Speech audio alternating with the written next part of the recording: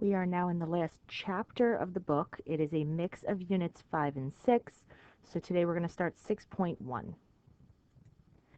So we're talking about exponential functions now. So an exponential function is really any function where the variable is in the exponent. So they have here y equals a times b to the x power, right? And notice x is the exponent. So a can't be 0 because that would make everything go away. And b is going to be greater than 0, so it's not going to be negative, and it's not going to be 1, because if you were raising 1 to any power, it's not changing the value of the problem. So we have two different kinds. We have something called exponential growth. So exponential growth is when a is larger than 0. Pause that for a second. So that means it's positive. Sorry about that. And b is greater than 1. So the thing being raised to the power is bigger than 1 in exponential growth. So b is actually called the growth factor for an exponential growth function. So the parent function would just be b to the x power, so that means an a value of 1. And in that case, you will have the y-intercept of 0, 1, and you will have the point 1, b. So if the a value is 1, right, or we don't see an a value, then whatever the term is that's being raised to the exponent, it's going to be 1, that, and we'll always have 0, 1. And that's what our exponential growth function would look like. Domain of all of our exponential growth functions or decay functions are going to be all real numbers. But the range, as long as a is positive, is going to be y is greater than 0. Not greater than or equal to, greater than 0. It's never going to cross the x-axis or y equals 0 because that is an asymptote. Remember, the asymptotes are the lines that it gets really close to but never actually crosses. So exponential decay is again when a is positive, but now b is between 0 and 1. So it's usually going to be written as a fraction or a decimal. So in this case, we're going to have 0, 1 is the y-intercept, and 1, b again, but now it's going to be less than 1 because b is between 0 and 1. We still have y equals 0, or the x-axis as an asymptote, which means the range is still y is greater than 0. Domain is still all real numbers. So we would say that this function is decreasing because it's going down from left to right, whereas growth was increasing because it was going up from left to right. So we're going to determine whether each of these represents growth or decay, explain our reasoning, and sketch a graph. Now, for our sketch of the graph, we're going to do 2 points. We're fine with 2 points. If you want to go to 3, that's even better. But all we really need truly are 2. But I'll go to 3. So here, the thing being raised to the power is 5. So b is 5. And since b is greater than 1, it's growth. And now we're going to make a little table of values, and I'm going to choose -1, 0, and 1. So 5 to the -1 power is really 1 over 5. 5 to the 0 power, anything to the 0 power, is 1. And 5 to the first power is 5. Remember, we were going to have 0, 1 as our y-intercept, and 1, b as our other point. So that means we're going to have something real low here, 0, 1, and then 1, 5. Remember that we have the y-axis as a asymptote, so we're not going to cross it. We're just going to get real close. And that's all there is to that graph. So let's look at the next one. I have b is 3/8. So 3/8 is between 0 and 1, which means it's decay. And making my xy table, I could already say that it's going to be 0, 1, and 1, b, so 1, 3/8. And the -1 is what flips it, so that would be 8/3. So we're at -1, 8/3 is about 2 2/3. So up here, 0, 1, and then 1 3/8. And that would be our graph. For the next set, you're just going to determine whether it's growth or decay and explain your reasoning. So go ahead and give them a try, pause it, and you can check your answer. All right, so let's check our answers. Number 1 was decay, number 2 was growth, number 3 was growth, and number 4 was decay. All right, let's look at a graph that's already given to us and see if we can identify some of the key features of it. So domain and range. We already said domain for all of our exponential functions are going to be all real numbers, and our range is going to be y is greater than 0. Is the function increasing or decreasing? So if I look at the y values, I go from 3 to 1 to 1/3, they're going down, so that's decreasing. As x goes to infinity, so as x's get bigger and bigger and bigger and bigger, y is getting closer to 0. It's never going to cross it, but it's getting closer to it. As the x's get negative forever and ever and ever, y keeps going way, way up, so y is going to infinity. The horizontal asymptote is the x-axis, or y equals 0. The y-intercept is 0, 1. And the equation, so we know that it's always, if it was no value for a, b to the x, we always had the point 1 comma b. So if I look at the value here, I know b is 1/3, so it's y equals 1/3 to the x. All right, you're going to try the next one, pause it, and you can check your answers. All right, so my domain was all real numbers. My range was y is greater than 0. It was increasing. I see my y values getting bigger from left to right. As x went to positive, y went up to positive infinity. As x went to negative, y got closer to 0, which is our horizontal asymptote, y equals 0. The y-intercept was 0, 1. And the equation, based on the fact that I had the point 1 comma 2, would be y equals 2 to the x. All right, we can't make the equation if we didn't have the point 0, 1, because that would mean that there was a different number in front of the 2 here. So just keep that in mind. So exponential models, we have some standard formulas we can use depending on if something is growth or decay, if it's increasing or decreasing by a fixed percent every year, or whatever time period. So y equals a times 1 plus the growth rate, or the percent of increase raised to the t power, is exponential growth. And exponential decay would be y equals a times 1 minus the percent raised to the t power. So we're always going to have the percent turned into a decimal because we're doing 1 plus or minus it. So here's our example. In 2000, the population of a city was about 1.04 million. During the next 14 years, the population increased by about 2.05% each year. Determine whether this represents growth or decay.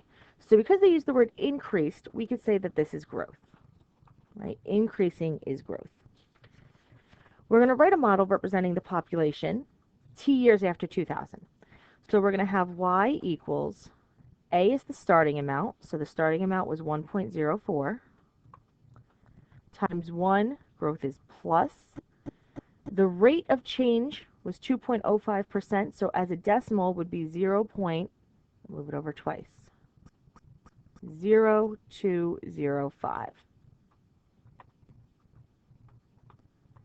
And it's to the t power. So I'm not going to leave it like this. I'm actually going to turn it into y equals 1.04, and I'm going to add those.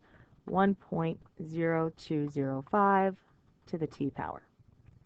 So to estimate the city's population in 2008, we're really looking at when t is 8, because I'm going to take the 2008 and take away the 2000, which was the starting year, and I get t is 8.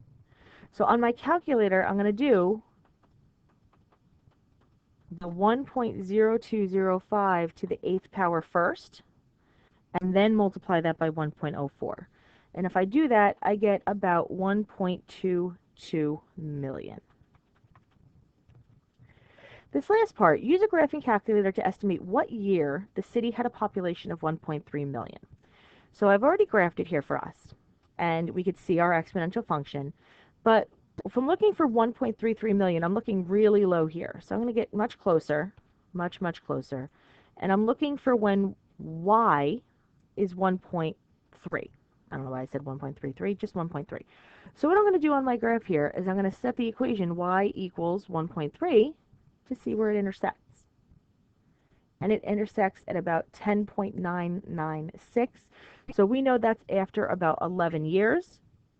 So in what year would that be? 11 years after 2000? It would be 2011.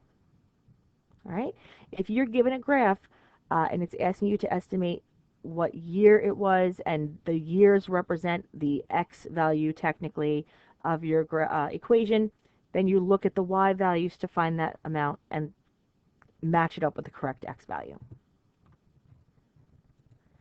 Let's do another one together. The value of a computer depreciates by 26.5% each year. In 2015, you bought a computer for $1,200. So we're going to determine whether this represents exponential growth or decay. So the term depreciates stands for decay. So the first two letters D, like decay, depreciates, decreases, they're all based on the same thing. So this is an exponential decay problem. So when we write our model, it's going to be y equals the starting amount, which we said is 1,200. And now it's going to be 1 minus the rate as a decimal. So move that over twice, and we get 0.265 to the t power. And again, I'm not going to leave it like this. I'm actually going to solve that. So we get 1,200 times 0.735 to the t power.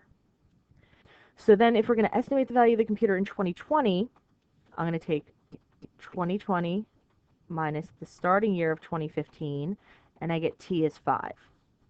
So we're really evaluating 1,200 times 0.735 to the 5th power. So I'm going to do 0.735 to the 5th power first, then multiply that by 1,200, and I get about 257.41. Since we're talking about money, it makes sense to round to the hundredth, right? If it was people, we'd be rounding to a whole person, and stuff like that. One more together. The value of a car in thousands of dollars can be approximated by this model, where t is the number of years since the car was new. So we're going to determine whether this represents growth or decay. So we're basing it off the thing that's being raised to the power, so 0.92. 0.92 is less than 1. Oops, that's a 6. I don't know where that came from. 0.92 is less than 1, which means this is decay. And if I'm looking for the annual percent increase or decrease, I'm really looking how far away from 1 is this number. So since it's less than 1, I'm going to do 1 minus it. If it was greater than 1, I would do it minus 1. So when I do that, I get 0.08, and I know as a percent, that's 8%. Now we want to estimate the value of the car after 6 years. Well, they already gave me the equation, so all I'm doing is plugging in 6 for t. And if I do that, I get roughly $18,797. All right, you're going to go ahead and try the next one, pause it, and you could check your answer. All right, so we get about $11,957.42. If you just left it as the $11,957, I would have been fine with that answer. All right, one more example before we start talking about something a little bit different. You bought a new phone for $1,200. The phone depreciates in value according to the model V equals A times B to the T. So V is the current value, A is the starting value, and B is the rate at which it's changing, right? And T is still time. In 3 years, the value of the phone is $550. Write an equation that would allow you to solve for the rate of depreciation. So V would be our current value, which is $550. Right, the value after 3 years, which means t is 3, because that's how many years have passed, and our starting amount is still 1,200. So if I'm using v equals a times b to the t power, that's going to be 550 equals 1,200 times b to the 3rd power. And that's all we have to do there. That's just the equation we would have. If we wanted to solve it, that'd be something else, but we're just writing the equation.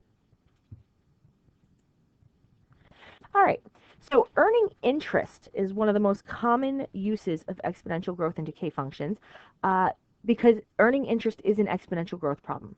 As you earn more money with your interest, that becomes part of your balance, so then you're going to earn interest on that as well. So here we have you put $500 into an account with an annual interest rate of 0.6%. How much do you have in your account after 7 years? So 500 is my starting amount. 0.6% would be, if I move the decimal twice, 1, 2, that's going to be 2 zeros in front of the 6. So 0.006, right? A was 500. And we're going to find it with t is 7. So that's going to be y equals 500 times 1 plus 0.006 raised to the 7th power. So I'm going to do the 1 plus 0.006 first, then raise that answer to the 7th power, then multiply that by 500. And if I do that, I have 521.38.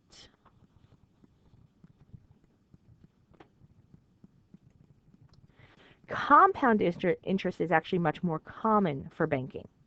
So compound interest is interest paid on an initial investment called the principal and on previously earned interest. The interest earned is often expressed as an annual percent, but the interest is compounded more than once a year. So we can't use just y equals a times 1 plus r to the t power. We have to modify it to account for how often it's being compounded. So our compound interest formula is similar. A equals P now instead of A, raised to the times 1 plus the rate over the number of times it's compounded in a year, raised to the NT, so the number of times it's compounded in a year times the number of years. There's different ways to compound.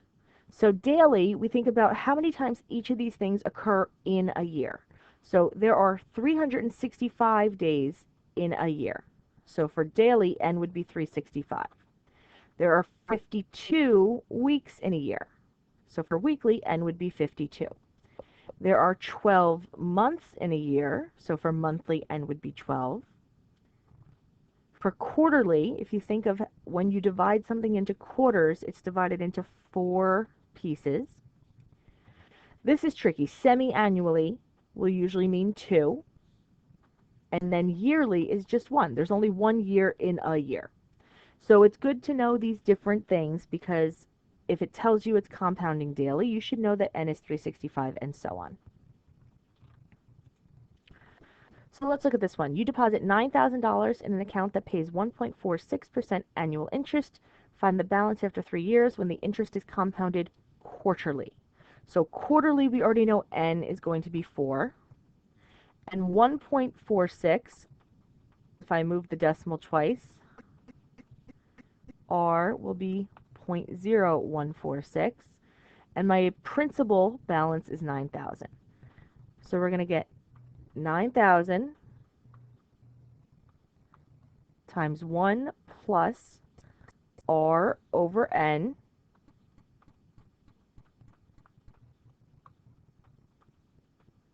raised to the n times, we didn't talk about t, t is 3, t. So doing this in the calculator, I'm going to do one piece at a time.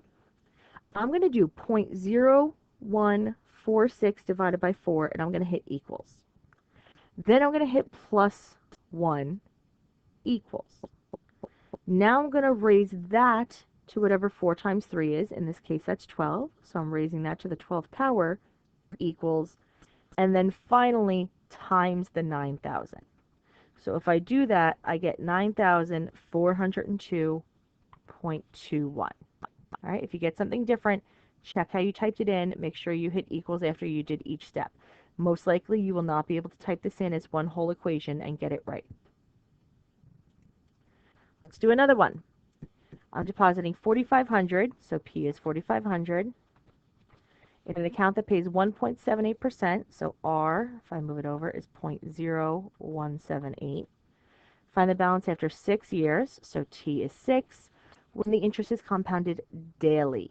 So N is 365 because there's 365 days in a year. So that's going to be 4,500 times 1 plus 0.0178 over 365 to the 365 times 6. Generally, I'll actually do 365 times 6 first so I know what number that's going to be. It's 2190. So now I'm going to do the decimal divided by 365 plus 1 raised to the 2190 times 4,500. And if I do that, I get 5,007.19. All right, you're going to try the last one, pause it, and check your answer. All right, so if I did that correctly, I should have gotten $9,000, $9,066.22. And that is lesson 6.1.